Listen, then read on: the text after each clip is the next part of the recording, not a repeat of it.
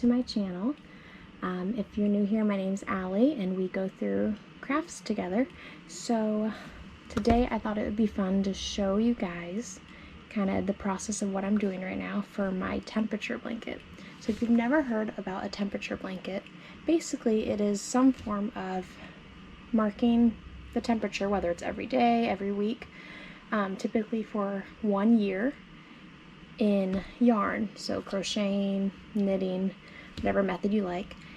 So then you kind of have that year saved in a visual representation, which I think is pretty neat. So I decided this year for 2021, as it is the year that we are building our house and getting out of the city, I thought it would be a great year to represent in yarn through crocheting.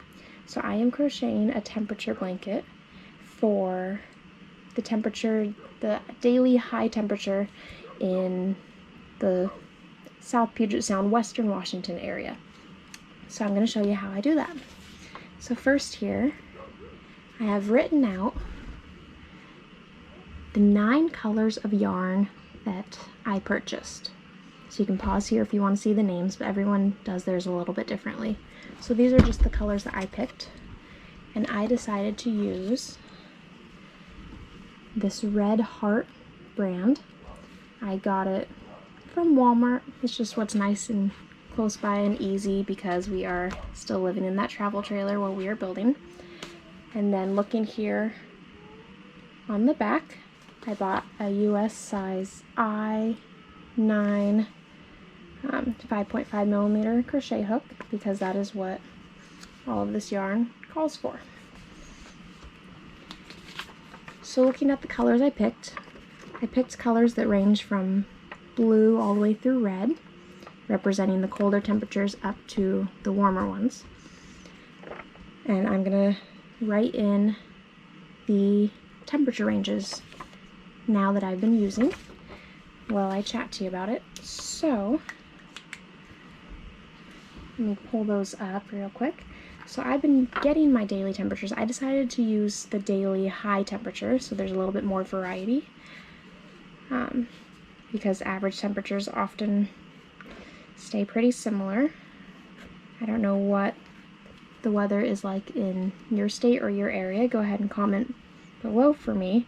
But here in Western Washington, a lot of the days of the year like to stay in those 50-degree range, a little gray, a little rainy, a little cool, and that's just kind of what it is around here. But I've been here my whole life and have no intentions of leaving, as when we do get to summers, it is absolutely stunning here. And then we also have the green trees. It's just beautiful all year round because of the amount of precipitation we get. And then the winters, we usually have a nice layer of snow. You're gonna have to excuse my lefty handwriting here, but I will do my best to make it legible for you. So I'm writing out the temperatures for each range here, for each color of yarn.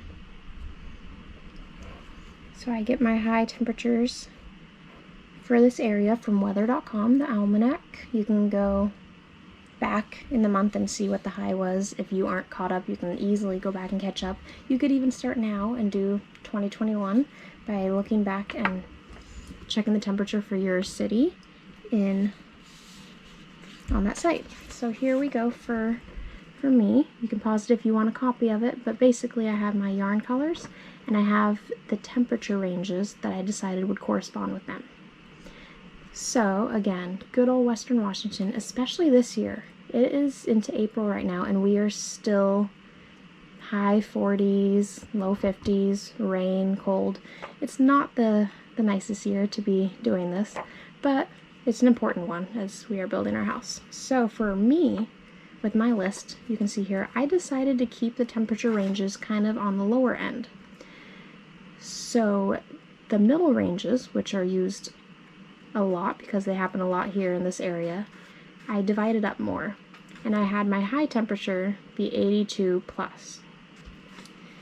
So if you are one of my friends in a different temperature zone, not that that's a thing, but for example, if you are in Florida or Palm Springs, your temperatures would look a lot different. You wouldn't want 82 plus to be your highest range. You would want to break that up more. So possibly 80 to 90, 90 to 100. And also, if you're in one of those lovely states, you probably don't need a lot of these lower ones. You might be able to combine it to be 35 and below, for example. So really working on changing the ranges around to match your environment is going to be important to give the best variety in your blanket that you're making. Okay, so here's my temperatures. So for me, I like to use this little frame from the Dollar Tree. Just nice and easy to kind of keep it close by, as living in the travel trailer with 2 young kids, I often lose stuff. Not to be surprising. Okay, so I'm going to show you, we are in April. I'm going to show you kind of what the blanket is looking like so far to this point. And later on in the future, I'll be giving update videos on how it's going. So for mine, I decided to chain 130. Just look in here. That's what the width is. So I'm going to turn it sideways so you can see. So here, we've got January 1st, 2021. A nice medium frosty green. Good old 50 to 57 degrees. We go through and we remain in the 50s. Surprise, surprise. We hit a cooler day, some light blue, down in the mid 30s to 40. And you can see here, as we keep going through January and February, not a ton of variety here, but that's okay. And then we hit our beautiful snow days. That was kind of fun, especially for Grayson, my toddler, as he has not really experienced snow now that he's what I consider more of a understanding human. He was like 9 months last time, so he had a blast. So we keep on going, and we're working towards March. We start to see the sunshine. Yay! And then it goes right back. But now, in the beginning of March and April here, we are starting to get in a little bit better. So our first bright yellow, which is 66 to 73 degrees. I think we are barely a bright yellow. I believe it was a 66, but I will take it. Okay, so that's where we're at so far. And now, let me grab this over here. I'm going to show you the last 2 days. So let's go here and get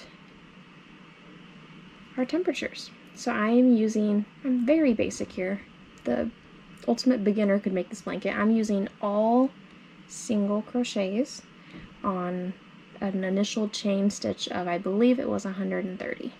But really just a full row of singles, and then chain 1, and then continue for the next day. So each day is represented in 1 row. So let's see, I have the last 2 days to do. So for April 6th, it was 63 degrees, which is lemon. Here we go. It helps if I have my hook in the right way. Again, my toddler likes to take this out. He calls it mommy tool. I'm going to chain 1 and then just start in all my singles, row of singles while I chat with you. He likes to call it mommy tool or make mommy blanket, and he likes to run around and hide it. But he has learned that I like him not doing that, so he has found a new method of, when he's done playing with it, coming back and sticking it somewhere in this blanket randomly. That time he actually got it back in the current loop I was using, which is awesome. It was just upside down.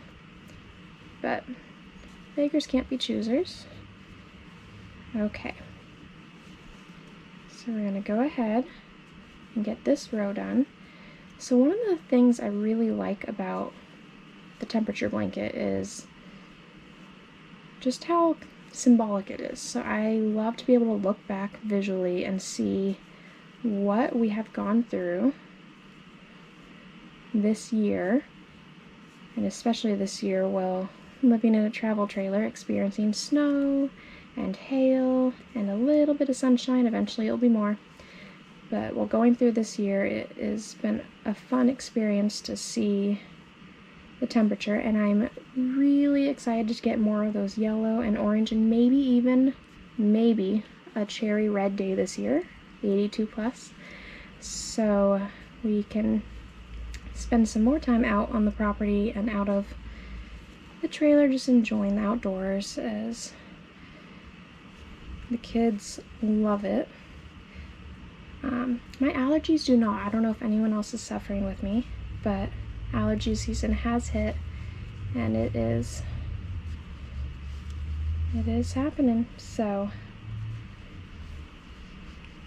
but again, some things you have to give in on to enjoy the sun. So as you can see, I started this row with a chain 1 because I'm doing single crochets, and I am now,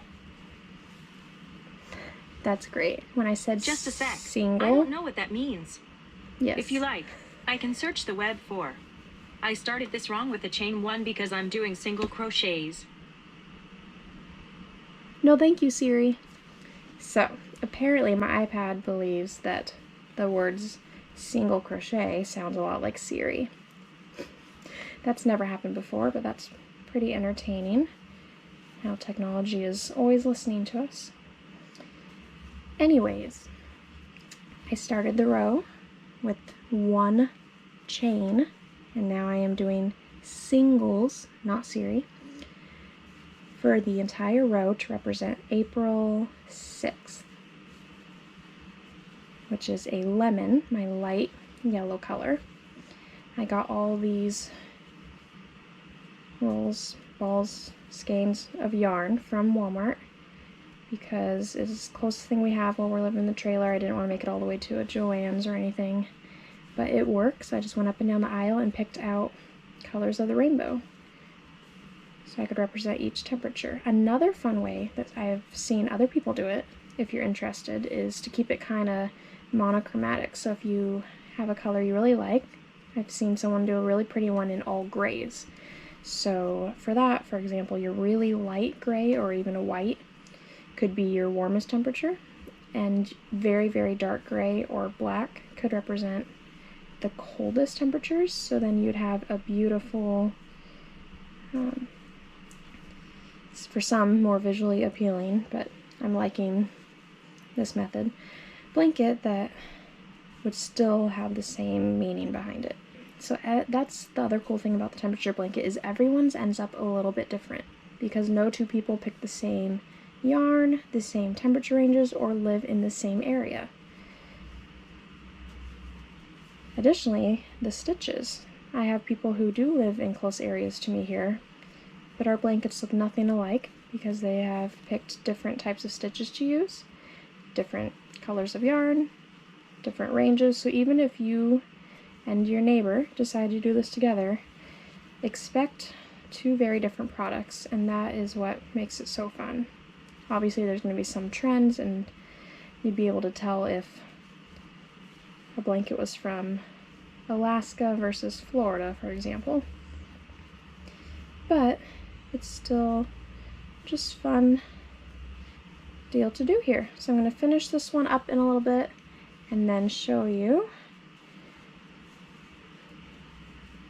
next clip here how to change from one color to the next for the next row. So we'll just finish this row up.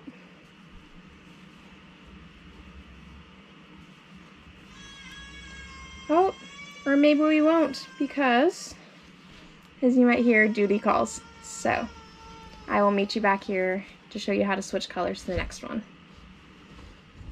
Okay, so I'm back and my little sidekick is with me. So you'll probably hear her and her bouncer, but that is life.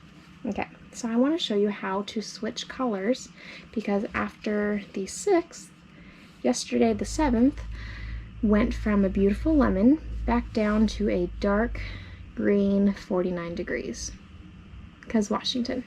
So here I'm on the last stitch of the row. I'm going to go ahead, put my yarn in to start my single crochet, and yarn over and pull it back through. But now instead of yarning over and finishing off the single, I'm going to cut this yarn here. Isn't that right, Princess? We're going to cut the yarn. So instead of pulling it over to finish off the single, we're going to take our lovely dark green and put it on the hook and pull that through instead. So now you kind of have two little tails hanging out. One lemon from the 6th and one dark green from the 7th. So now turning our work around, because we will be going back in the other direction. Huh, Princess, for our dark green row, what I like to do is taking those two little tails, kind of pull on them tight, and then taking your working yarn, as you normally would, I like to wrap those two little tails between the working yarn and the hook. So essentially they are just, oop, I forgot to chain one. Always start with the chain one. Now the chain one will be of the dark green, huh? And then pull those tight. Put them between the hook and the working yarn. So when you go to do your first single, going the other direction, you are naturally working those two tails. Yeah, let's see if we can show that better. You're working those two tails just kind of into the row, so you don't have to tie a knot and cut them off or anything. So I'll show you here a couple more stitches. Even my baby has allergies this year, poor little thing. So you put the hook in, yarn over, and you're essentially trapping those two little tails below or within your work. Huh, Oakley? I know. So we're trapping the tails, and as you can see, they start to disappear just into the row. So the whole rest of the row would be that dark green. I'm not going to show you because it would just be a row of singles, and I'm going to go play with Princess. But that is where we have made it to. So I'm going to give you an update later on in the year so we can see how it's going. Go ahead and hit that subscribe button so you make sure you don't miss it. And I would love you to comment kind of where you're at, what colors you're using for your blanket, and update me on how it's going. I'll see you soon.